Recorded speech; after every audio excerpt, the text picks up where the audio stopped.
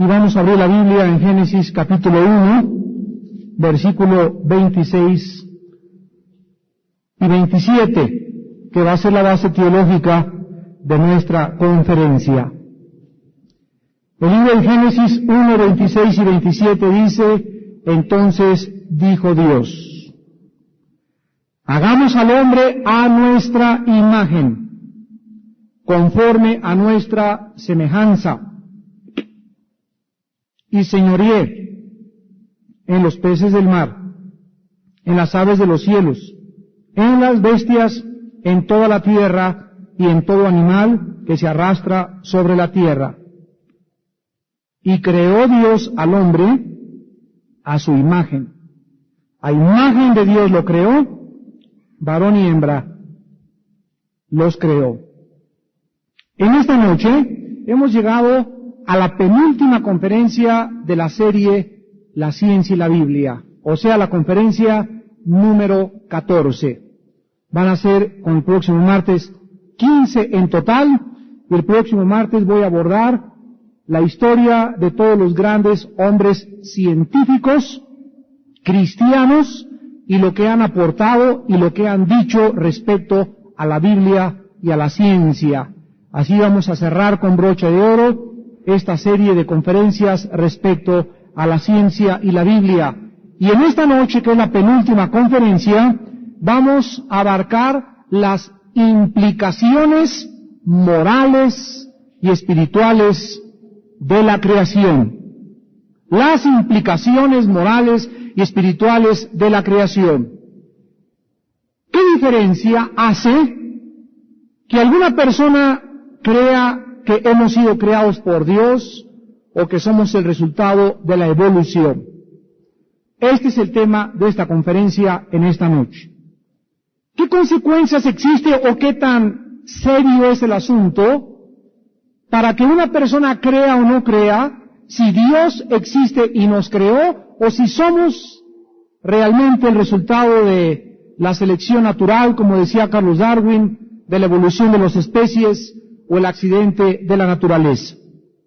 Amados santos de Dios, la respuesta a esta pregunta es gravísima, de serias consecuencias y con implicaciones muy profundas para cualquier persona en esta noche y los que ven a través de la televisión el significado de la vida en este planeta Tierra.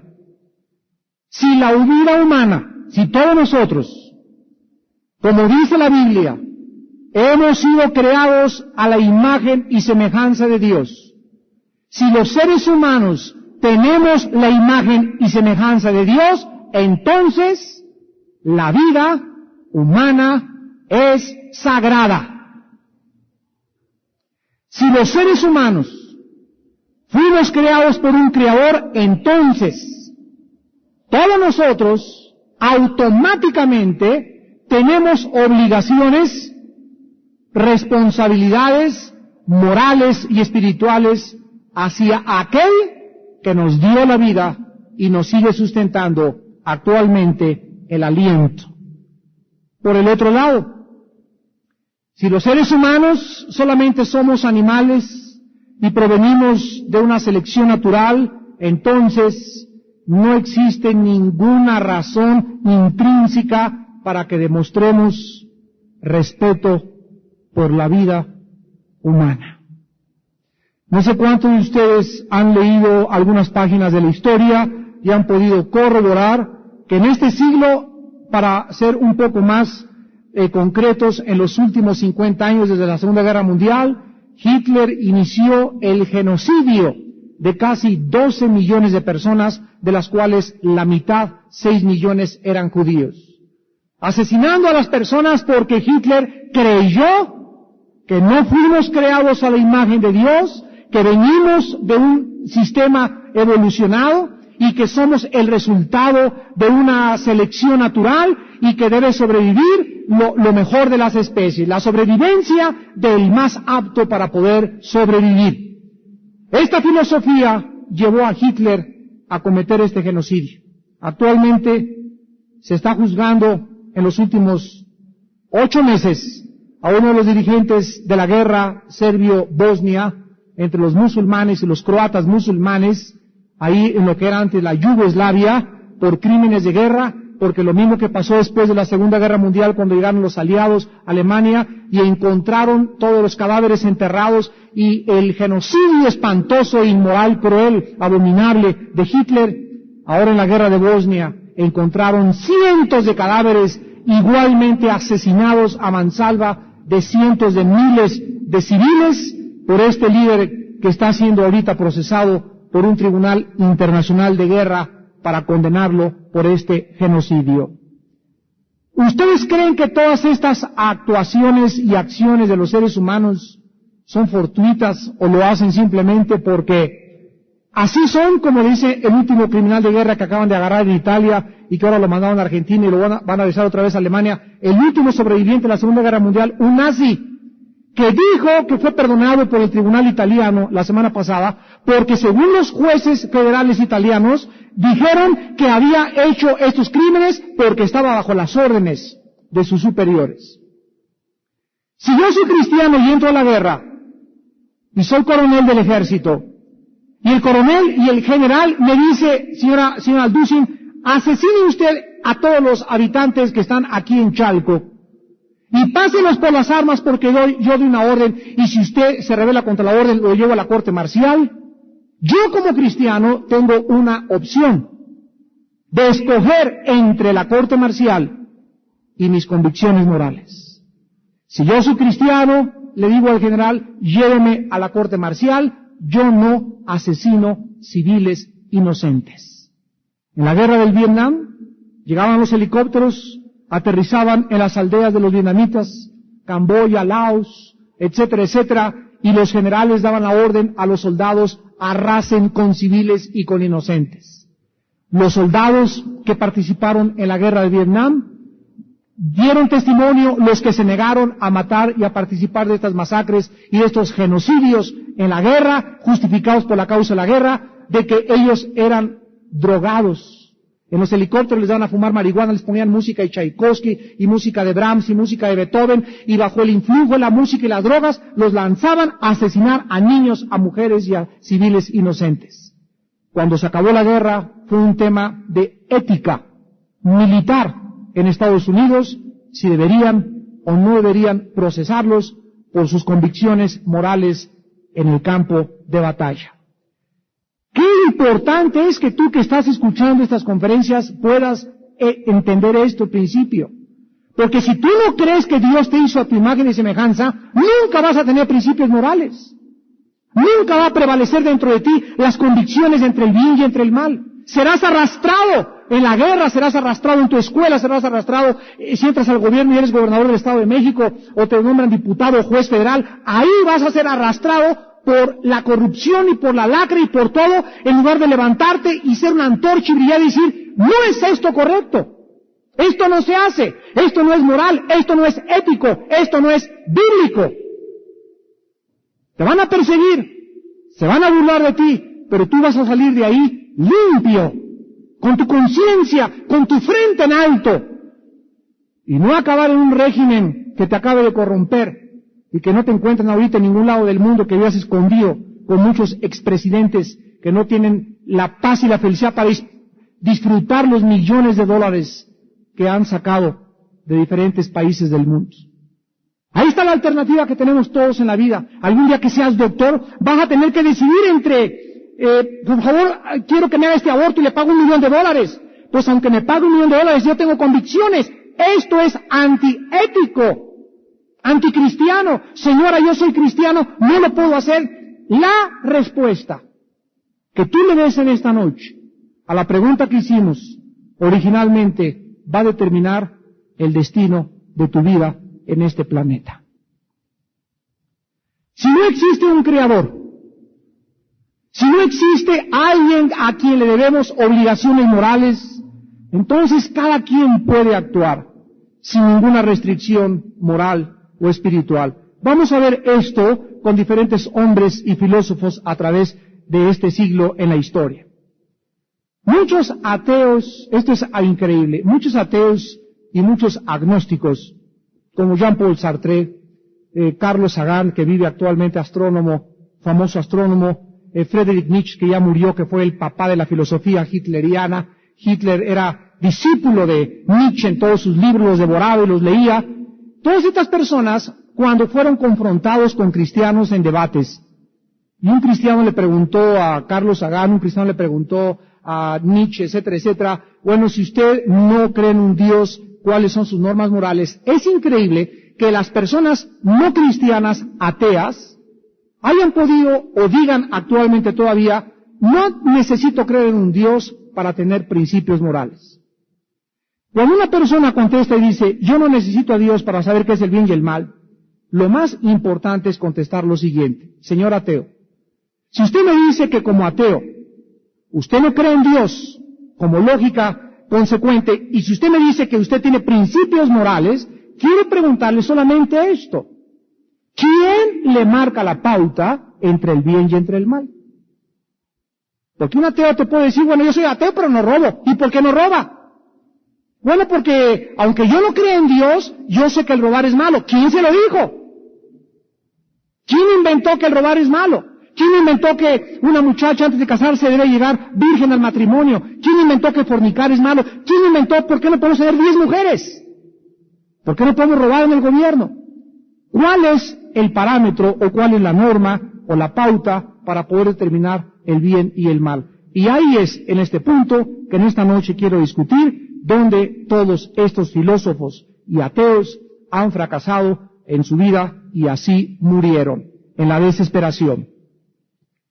El astrónomo ateo Carlos Sagan, que es muy famoso en el mundo entero ahorita, dijo en su libro Cosmos, de la casa publicadora Random House en 1980, páginas 75 y 76.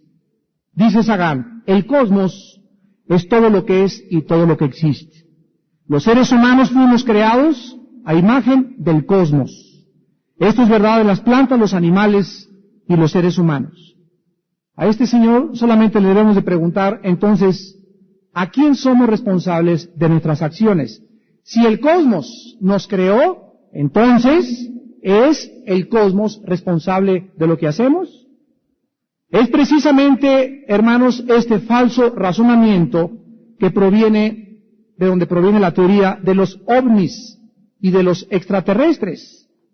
Si la vida humana procede de algún lugar del universo, entonces existe vida, de ahí viene, vida más evolucionada, es el razonamiento de ellos. Entonces existe una vida mucho más evolucionada que nosotros en algún planeta, y el contacto con los extraterrestres va a ser nuestra salvación, por lo que ahora debemos de volvernos al espacio todos y comenzar a ir a ver la película El Día de la Independencia, está buenísima por cierto,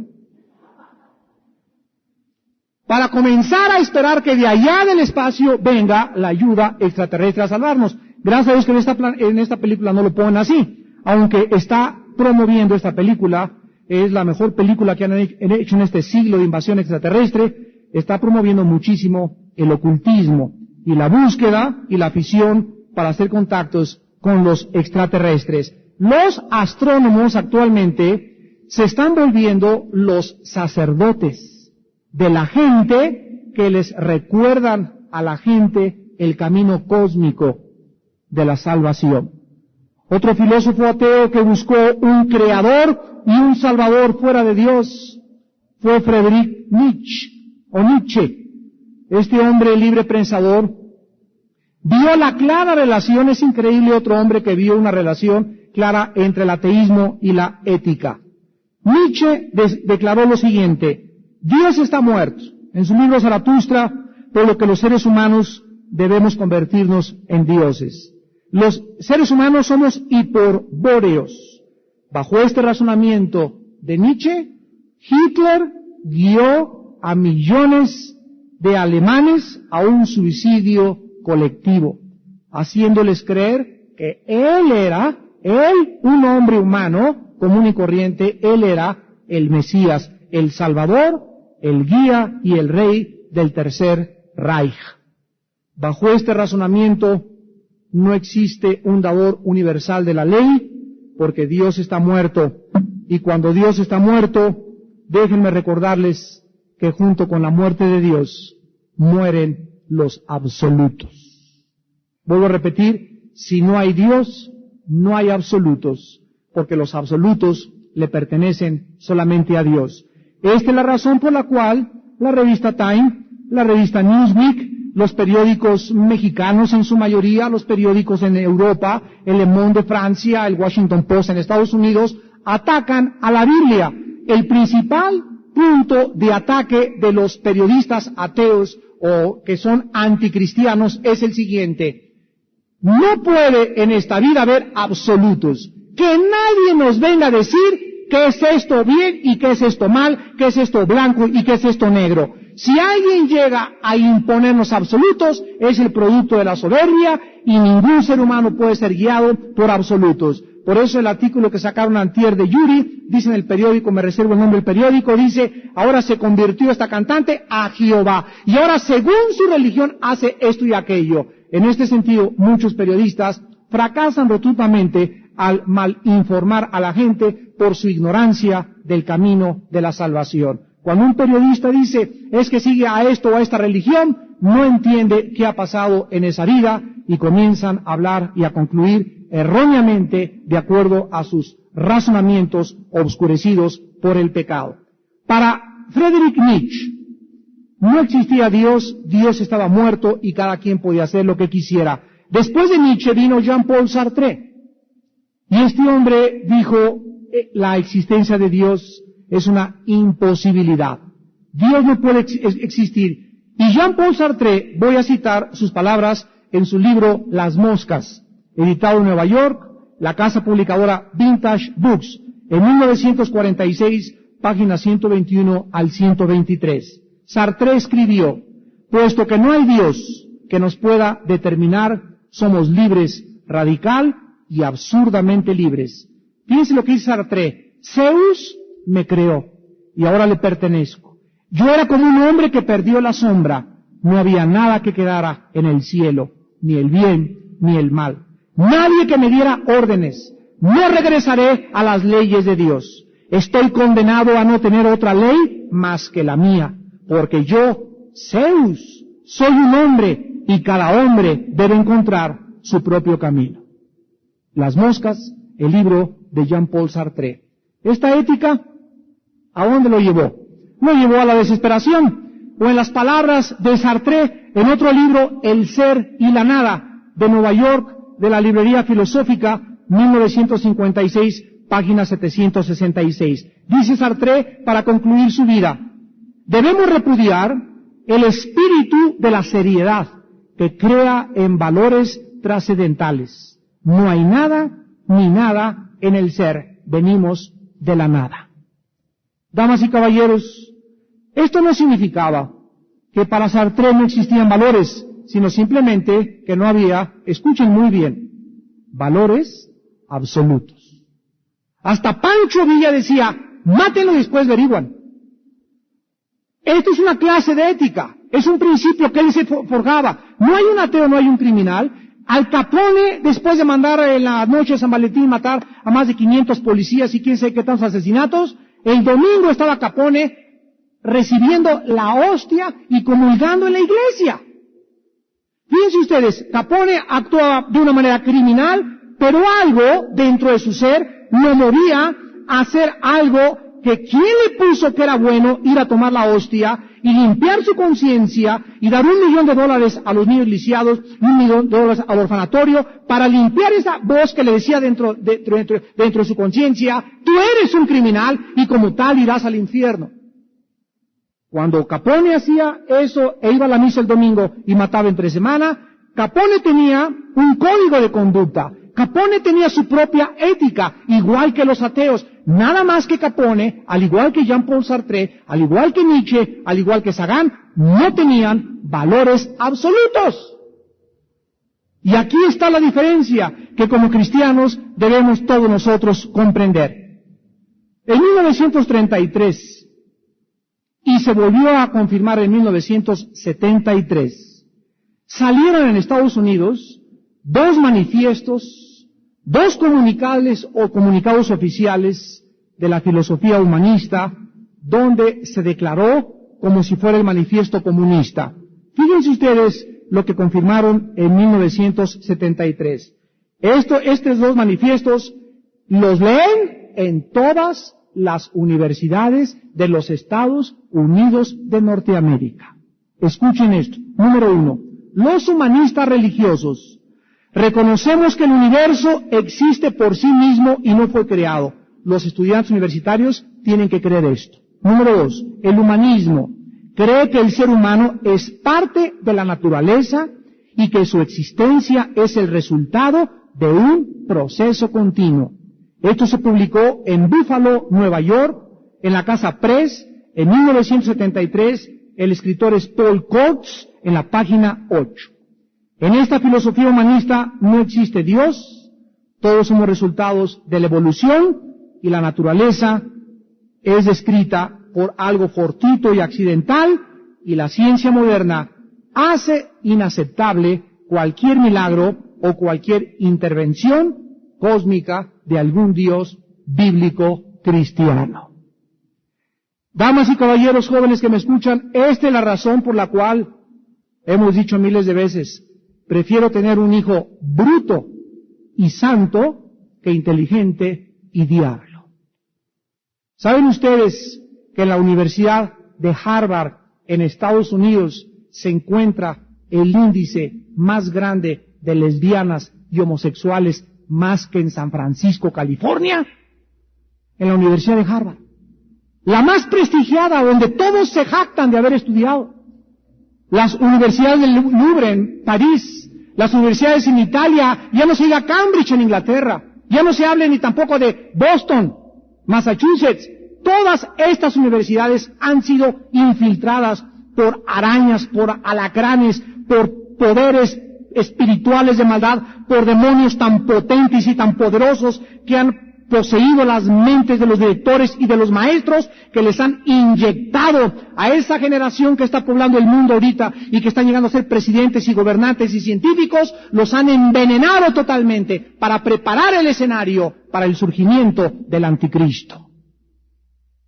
Esta es la realidad del mundo que vivimos.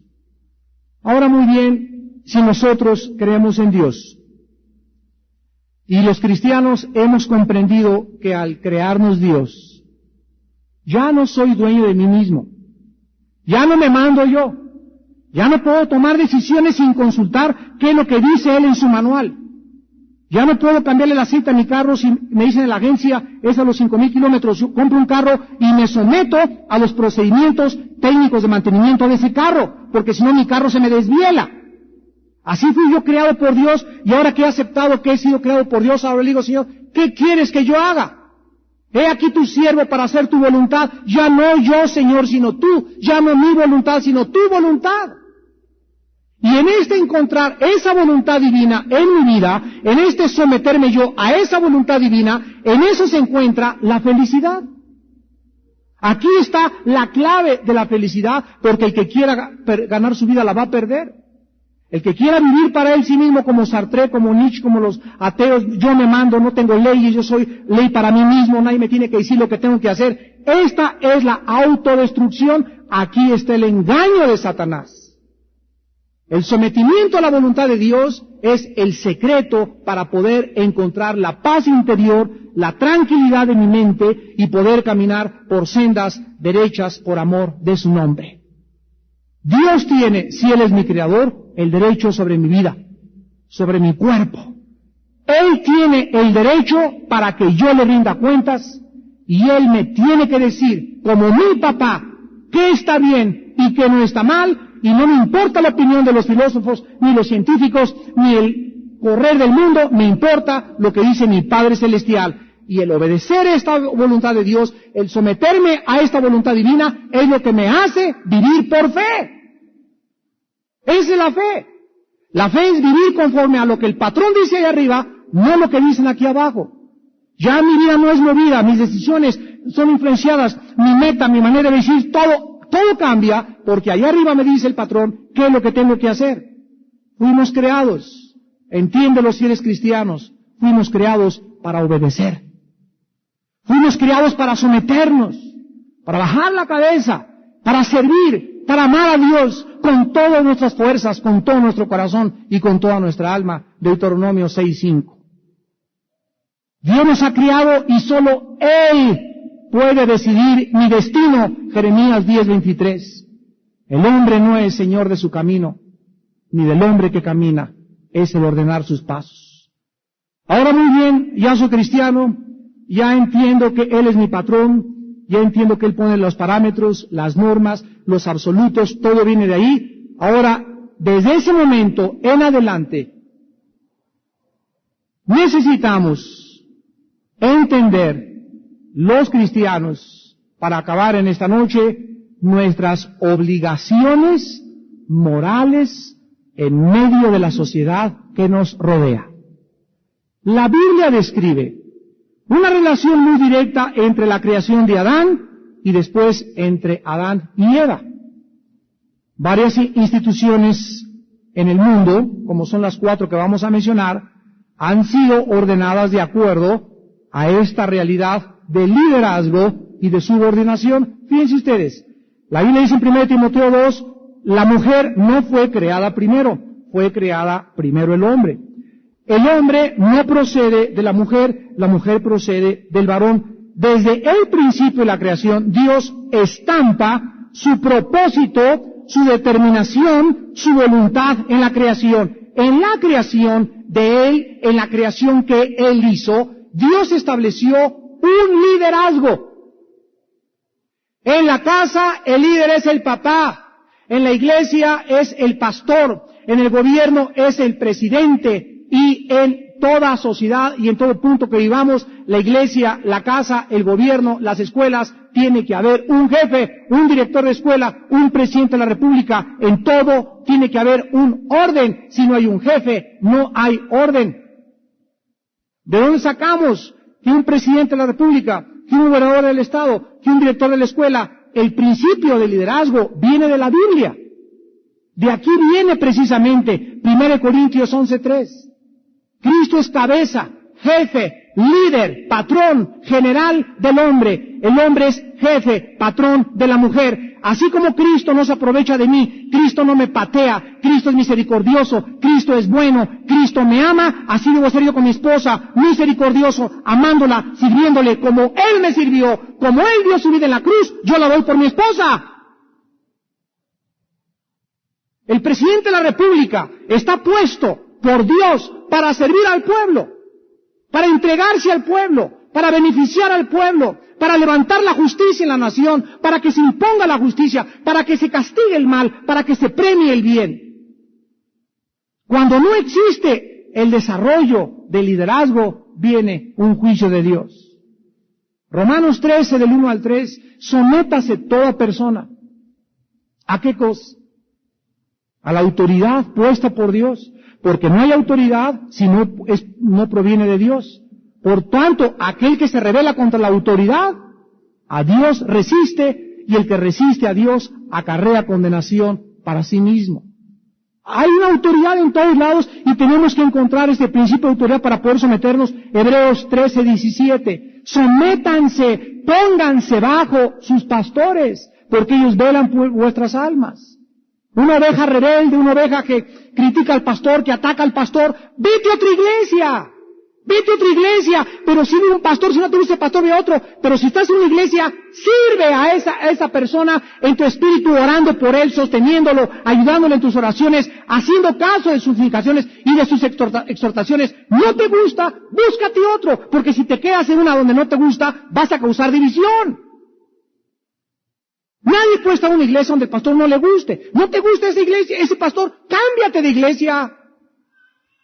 Y ojalá que no sea un motivo carnal, porque vas a andar visitando 15 o 20 iglesias. Yo les decía ahora en San Antonio a unos hermanos, saben que yo prefiero en la iglesia que Dios nos mande aquí borrachos, que nos mande prostitutas, que nos mande drogaditos, que nos mande homosexuales, a que nos mande cristianos que han visitado 10, 15 iglesias bautistas presbiterianas y que vengan a caer a día nueva para México. Prefiero estar lleno de puros ex marihuanos y ex borrachos y ex homosexuales a quienes podamos ayudar, y no ex de puros ex cristianos que están hartos de 20 años de iglesias y vienen a caer aquí para seguir infectando la iglesia. La iglesia es para los enfermos, para aquellos que tienen ganas de poder crecer. no para grilla, ni para política, ni para perseguir, ni para atacar.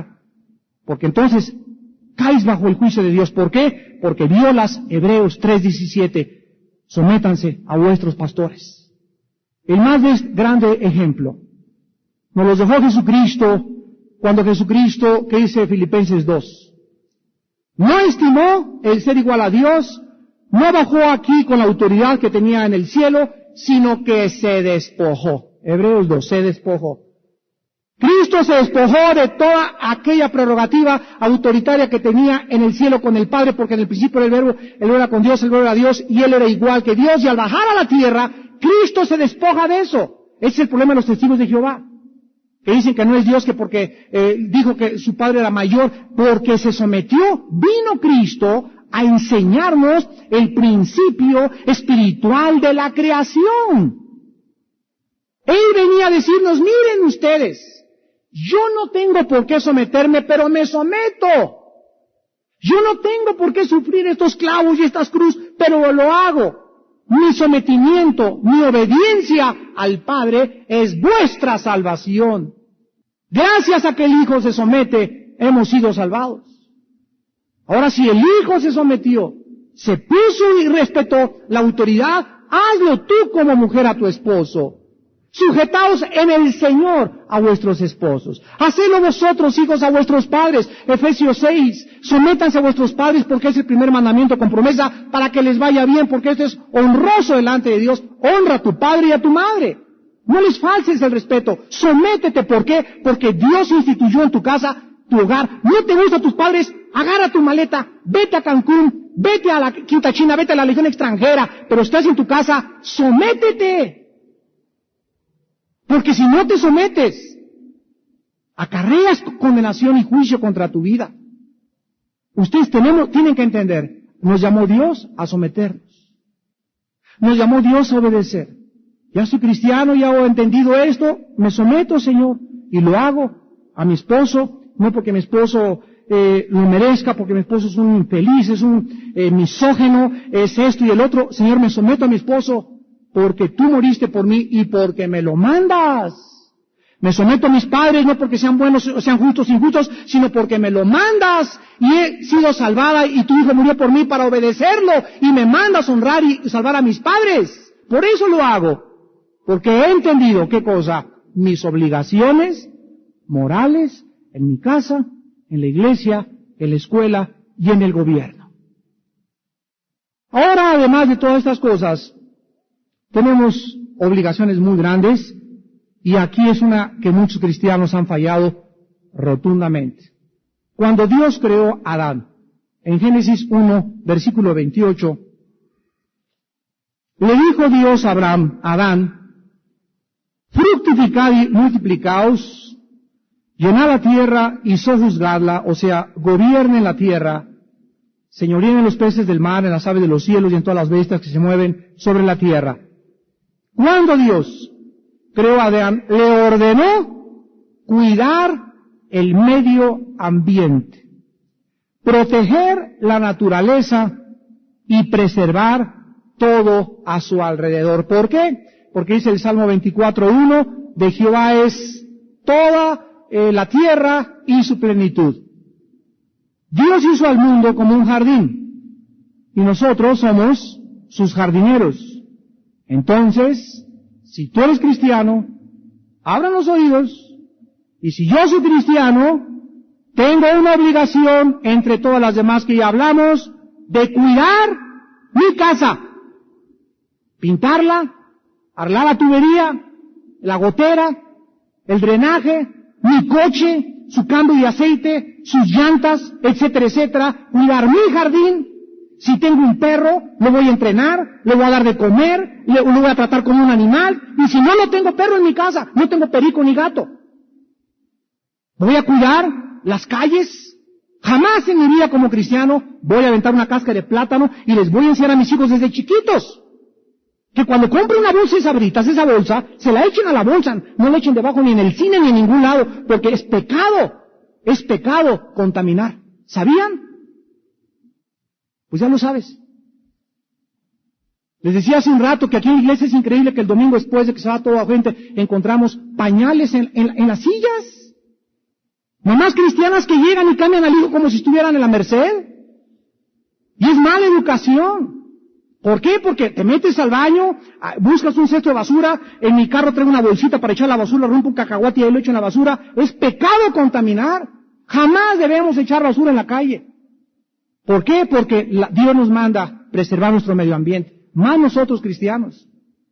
No le digas a tu hijo que se haga pipí afuera detrás de un coche, ni tampoco en el poste como perro. Porque es pecado delante de Dios. Estás contaminando. Tus pañales, guárdalos y échalos en la basura. Guarda tu basura y hasta que llegas a tu casa la echas en un bote. Aquí en la iglesia hemos dicho, no dejen sus hijos aquí adentro coman. No podemos permitir a nadie que entre con alimentos. ¿Por qué? Porque si aquí el domingo hay en la tarde otra festejo y otra pachanga y lo que sea, que dejen el mundo pagano como un circo esto, pero nosotros tenemos que dar testimonio. Que no somos iguales a los demás. ¿Por qué? Porque estamos conscientes de nuestras obligaciones. Debemos cuidar nuestros parques, debemos cuidar nuestros bosques, nuestros ríos, nuestros mares. Miren ustedes lo que dice Apocalipsis 11, versículo 18. Cuando vengan los juicios de Dios sobre la tierra, como Dios tiene que juzgar lo que hemos hecho con la tierra, dice Apocalipsis 11, 18, se airaron las naciones y tu ira ha venido y el tiempo de juzgar a los muertos y dar el galardón a tus siervos los profetas, a los santos, a los que temen tu nombre, a los pequeños y a los grandes, y de destruir a quienes, a los que destruyen la tierra. Ahora que fuimos la semana pasada a los Estados Unidos, veníamos cruzando la frontera, y es impresionante, así es impresionante el cambio que hay en un solo río, que se llama el Río Bravo, entre un país y el otro. Pasas al otro país, hay una conciencia del orden, de la limpieza. Pasas al otro, ya llegó el que andaba ausente. Compadre, y pum, el botellazo ahí en Laredo, luego cruzando la botella, el plátano saliendo por el camión, la caja de huevo, los pañales, las casas pintadas, duro, todo contaminado, todo. Dices, Dios mío, pero es increíble, es drástico el contraste. Ya no digamos en las calles, en la propia naturaleza, los campos allá verdes, todos regados, y aquí el otro lado seco, árido, feo. ¿Qué es lo que pasa? ¿Que no tenemos la misma tierra, que no es el mismo planeta? Sí, pero la educación es diferente. Eso es lo que hace la diferencia. Miren, fue impresionante. Nos agarró una tormenta tan grande. Y aquí, ustedes saben, una tormenta y todos los carros quieren pasar, ¿verdad? Y por eso se hacen los nudos y los cuellos de botella. ¿Saben qué me impresionó? En San Antonio, llega un alto y cae la tormenta, y se apagan los semáforos, y pasa un carro, y entonces el que estaba acá le tocaba pasar, o sea, pasaba uno, y el otro educadamente pasaba, o sea, era uno, y otro y otro. Si se pusieran así todos como en México, creamos los caos viales que hacemos aquí. La educación impide los caos viales. Me impresionó que en la tormenta se fijaran que si no pasaba el primero, yo no podía pasar. Es como cuando llegan dos autos, ¿verdad? El que llega primero es el que pasa, le cedes el paso y luego pasas tú. Esta es una ley en Estados Unidos. Si tú violas esta ley son $250 de multa. Te ve un policía en Estados Unidos aventando una pepita por la ventana, son $500 de multa. Y aquí, ¡juga! Hasta el tequila sale por la ventana del coche. Hermanos en Jesucristo, esto no debe ser así con nosotros los hijos de Dios. Edúcate. Comienza a educar a tus hijos. Y arrepintámonos si lo hicimos en nuestro pasado. Porque no debe ser así. Es pecado. Ahora yo cada vez que recuerdo que es pecado aventar una cosa, me refreno y como, ya es por inercia, ¿verdad? Paga para allá la lata y va para afuera el pañal y va esto, ya no lo podemos hacer así. Ahora ya sabemos que es pecado y debemos conducirnos con Dios delante de lo que Él manda. Y en segundo lugar, el respeto por la vida humana. Mientras que el universo físico, en el Salmo 19 manifiesta la gloria de Dios, los seres humanos fuimos hechos a imagen y semejanza de Dios, por lo que el respeto a la vida humana es nuestra prioridad y nuestra ética delante de Dios. El día que te hagan a ti agente judicial y trabajes en la Procuraduría, tú no vas a golpear a una persona para sacarle la sopa. El día que te hagan gobernador de algún lado, tú no vas a matar por querer tener dinero ni para querer subir nunca hacia arriba. El cristiano comienza a adquirir respeto por el planeta, respeto por mi casa, respeto en mi escuela, respeto en el gobierno, respeto en mi trabajo, respeto en la vida humana, respeto a mis semejantes, porque vivo consciente de que fui creado por Dios. Lo que yo hago es el reflejo de mi fe en la palabra de Dios. Y esto es lo que dice la Biblia, para que seamos luminares en medio de tantas tinieblas. Y para que todo el mundo vea y diga, Panchita es diferente en la escuela, Juan es diferente en el trabajo, esa persona, esa familia es diferente. Y esa forma diferente de vivir se llama en la vida la santidad. Adolfo Hitler, repito, aceptó a Darwin y a Nietzsche, la sobrevivencia del más apto. En la evolución lo aplicó a las razas. Para Hitler, el bien más alto no era Dios, sino la naturaleza humana a través de la raza aria. Hitler razonaba y creía que su obligación era continuar la evolución. Fíjense la ética de Hitler. Su ética era, yo debo continuar la evolución de las especies, eliminando las razas inferiores. Y los judíos para él eran la inferior, le llamaba ratones, mató a más de 6 millones. Con este razonamiento no tomó en cuenta los principios de Dios y decidió quién debe y quién no debe morir. Hermanos en Jesucristo, sin el reconocimiento del origen divino del ser humano, no existen bases para obligaciones morales ni espirituales.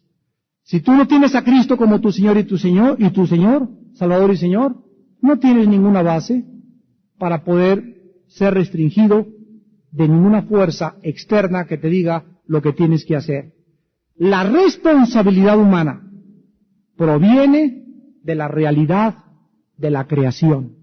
La dignidad de la criatura está basada en que fuimos criados por el Dios de la Biblia, el cual debe ser adorado, respetado y al cual le debemos sumisión por toda la eternidad. Y el Apocalipsis 5, versículos 11 al 13, nos describen esta realidad.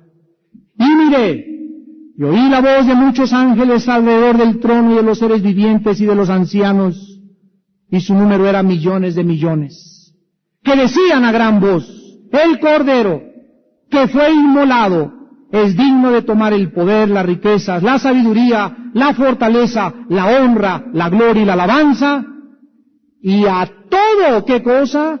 Lo creado que está en el cielo y sobre la tierra, y debajo de la tierra y en el mar, y a todas las cosas que en ellos hay, oí decir, al Cordero sea la alabanza, la honra, la gloria y el poder por los siglos de los siglos. Dios ha hecho la creación arriba y abajo para que todos se concentren en Jesús, el Hijo de Dios, para que a Él le sirvamos, para que por Él vivamos y para que por Él algún día también estemos listos a morir por su nombre. Despidámonos en oración. Señor Jesús, bendito Salvador, que bajaste del cielo allá en el universo a este planeta tan pequeño, en medio de millones de galaxias, a enseñarnos a vivir. Bajaste del cielo a enseñarnos lecciones morales que son las únicas y los únicos absolutos que existen. Bajaste del cielo a marcarnos el camino y la vida, pero bajaste del cielo principalmente a dar tu vida, a morir por todos nosotros, seres humanos aparentemente insignificantes ante nuestros propios ojos, pero como creación de Dios, y por llevar tu imagen y semejanza, Señor, diste tu vida en una cruz por todos nosotros, para que ya no vivamos para nosotros mismos, sino para aquel que vive y reina por los siglos de los siglos. Señor Jesús, a ti la gloria en esta noche. Señor Jesús, a ti la alabanza, a ti el poder, porque es tuyo. Gracias porque nos creaste para someternos. No nos creaste ni tampoco nos salvaste para que sigamos viviendo en rebelión. Nos has llamado para ser tus hijos y seguirte y someternos a tu voluntad. Sean santos, dice el Señor, como yo soy santo, en toda vuestra manera de vivir. Sigan los pasos de mi Hijo Jesucristo, porque el que cree en Jesucristo debe andar como Él anduvo. Y Él anduvo en un sometimiento y en una sujeción total, al grado que le costó su propia vida por todos nosotros. En esta noche muchos de ustedes no tienen un Creador a quien darle cuentas. En esta noche no has sometido tu vida a nadie más que a ti mismo.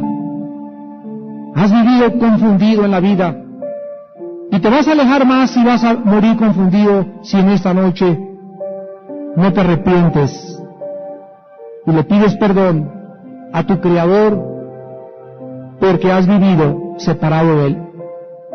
Has vivido como si tú te hubieras hecho a ti mismo. Te has constituido en Dios a ti mismo y no eres Dios. No somos dioses. Somos ovejas de su prado. Él nos creó a nosotros, no nosotros a nosotros mismos. Le debemos obediencia y sumisión. Sométete. Humíllate bajo la poderosa mano de Dios para que el Señor te exalte en el tiempo oportuno. En esta noche, ven a la cruz. Ven a la cruz, a la fuente del perdón y de la salvación, y dile a Cristo ahí en tu lugar: Señor mío y Dios mío, en esta noche me arrepiento de todos mis pecados, porque he vivido en rebelión contra ti. Creo que tu Hijo pagó en esa cruz, en el monte Calvario, con su sangre para pagar mis pecados. Señor Jesucristo, ahora que resucitaste de los muertos y que estás vivo, te pido que entres en este momento a mi corazón en la persona del Espíritu Santo. Séllame con tu Espíritu en este momento. Bautízame con tu Espíritu también en este momento, Señor, porque me someto a tu voluntad.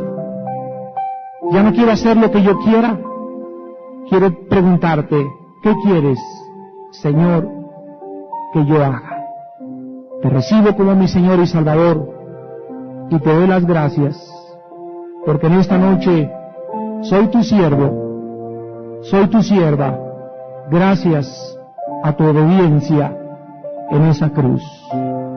En Cristo Jesús. Amén.